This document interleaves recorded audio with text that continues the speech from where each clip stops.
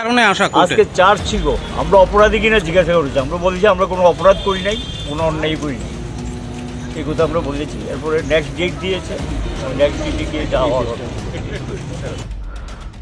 Biamo coronavirus ebrumui tongma jorabo.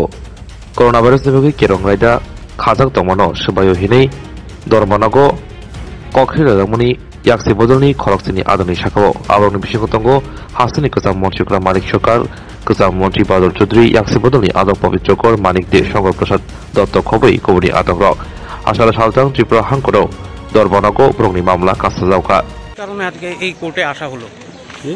কোর্টে আসার কারণটা কি? কোর্টে আসার কারণ আমরা মানুষের পক্ষে দাঁড়িয়ে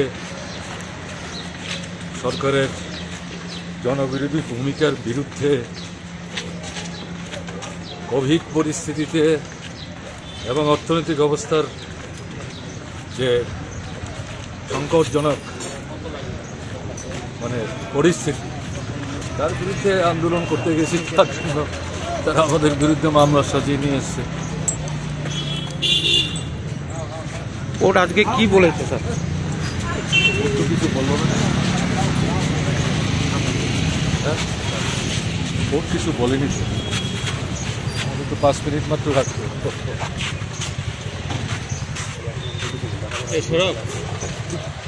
আমাদের তো কোর্টে ডাকা হয়েছে, আজকে চার্জ ছিল, আমরা আগেই জামিন হয়েছি, আবার ডেকেছে আজকে। আমাদেরকে জিজ্ঞাসা করেছে আপনাদের বিরুদ্ধে অভিযোগ, আপনারা নিয়ম ভঙ্গ করেছেন, আইন ভঙ্গ করেছেন, এটা ঠিক কিনা। আমরা কিন্তু অভিযোগ সত্য না, অভিযোগ সত্য নয় কিন্তু আমরা বলে দিয়েছি। তখন গিয়ে একটা নেক্সট ডেট দিয়েছে, ঠিক আছে আপনারা যান, এইটুকুই, আর অন্য কোনো কথাবার্তা হয়নি। আজকে কোর্টে কে কে এসছেন আপনারা? কোর্টে 8 জন ছিল। কে কে?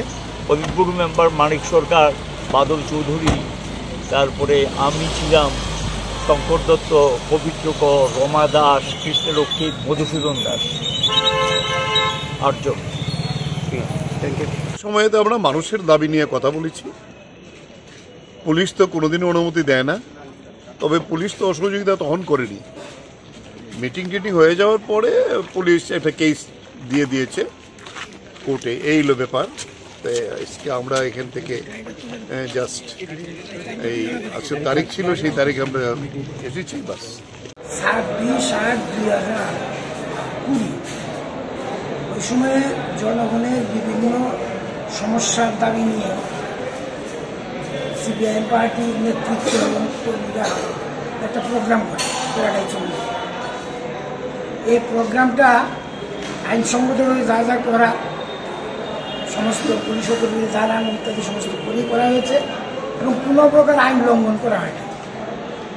কিন্তু তা সত্ত্বেও তারা, আমাদের ধারণা, রাজনৈতিক নেতৃত্বের অঙ্গুলি হলেও নেই বা নির্দেশে তারা এখানে একটা মামলা দায়ের করে। তার বিরুদ্ধে যিনি প্রাক্তন মুখ্যমন্ত্রী মানিক সরকার, বাদল চৌধুরী মন্ত্রী ছিলেন, বাণিজ্য মন্ত্রী ছিলেন, পবিত্র মন্ত্রী এবং ডেপুটি স্পিকার ছিলেন, শঙ্কর প্রসাদ দত্ত এমপি ছিলেন, এইরকম 9 জনের বিরুদ্ধেই গৌতম দাস এবং মারা গেছেন, বাকি 8 জন এখানে আছে।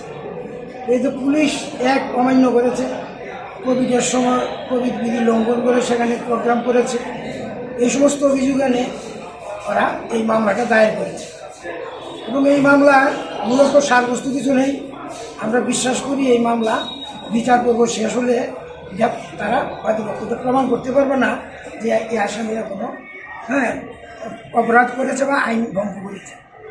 আজকে যেটা ছিল, এই আজকের মোকদ্দমা ছিল চার্জের জন্য। আমাদের আইনের ভাষায় এটা চার্জ হয় না, এটা 251। কতগুলি ধারা আছে, যে ধারাগুলি খুবই ছোট্ট, এই ধারাগুলিতে সিআরপিসি 251 ধারা মোতাবেক জিজ্ঞাসা করা হয়, আর বড় ধারা হলে চার্জ হয়। এখানে আজকে 251 মানে চার্জেরই একটা নাম, এটার জন্য ছিল।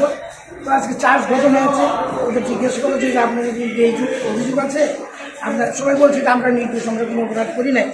কাজে এখন এইটা শোনার পরে এখন আগামী তারিখে সাক্ষীর জন্য, নভেম্বর মাসে সাক্ষীর জন্য তারিখ ঠিক হবে, সাক্ষী হবে।